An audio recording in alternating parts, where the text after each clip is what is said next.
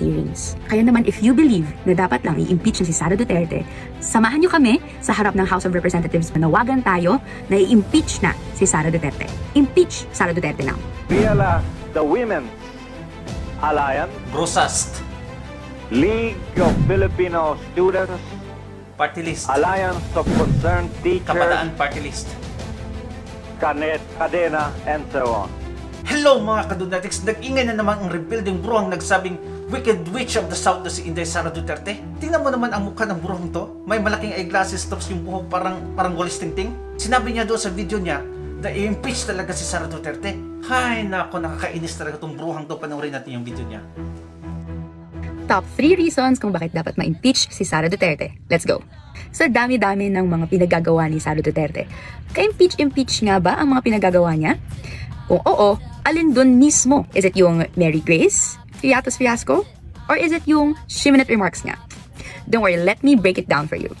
Ako nga pala si Attorney Rene Co, ang National Spokesperson ng Kabataan Party List. Ang una, tunay at tatanging boses ng kabataan. According to the Supreme Court, the impeachment process is a constitutional process that takes place within the political departments of the government.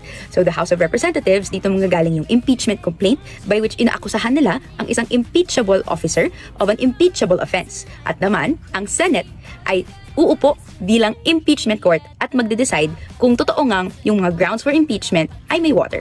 And ano naman ang grounds for impeachment? So Article 11, Section 2 provides that there are 6 grounds for impeachment. It could be culpable violation of the Constitution, bribery, graft and corruption, treason, other high crimes, and betrayal of public trust. Kaya naman, out of all the impeachable offenses na pwedeng makasuhan, we believe Sara Duterte is guilty of betrayal of public trust. Bakit? Here are 3 reasons why. Una, Vice President Sara Duterte betrayed public trust when she grossly abused the use of confidential funds from December 2022 up until the third quarter of 2023. Ano yung mga naririnig natin dito mga stories, no? Yung 125 million pesos in confidential funds, all spent in just 11 days. Pangalawa, she betrayed public trust by grossly disregarding transparency and accountability measures, making a mockery of the audit processes. Paano? Nandito yung pag-utos niya sa staff niya na gumawa ng mga peking resibo, gumawa ng mga peke at implausible na accomplishment reports supported by fabricated o gawa-gawang ebidensya. Imagine, gantong klaseng daming pera na galing sa taong bayan, taxes natin, pero gagawa ng mga peking resibo para lang mapakover up yung pag-spend nito. At pangatlo, narin yung betrayal of public trust dahil sa dereliction of official duty. Anong ginagawa niya pagka sinasummon siya sa Kongreso para ma-explain ito? No? Siya ay pupunta doon, making a mockery, pagtatawanan lang niya yung proseso, and even hindi niya aatenan ang mga hearings. Kaya naman, if you believe na dapat lang i-impeach na si Sara Duterte, samahan niyo kami sa harap ng House of Representatives. Manawagan tayo na i-impeach na si Sara Duterte. Impeach Sara Duterte now. Paghilom diha, bruha ka. Alam nyo ba, napaka-interesting ang susunod na video natin patunoorin.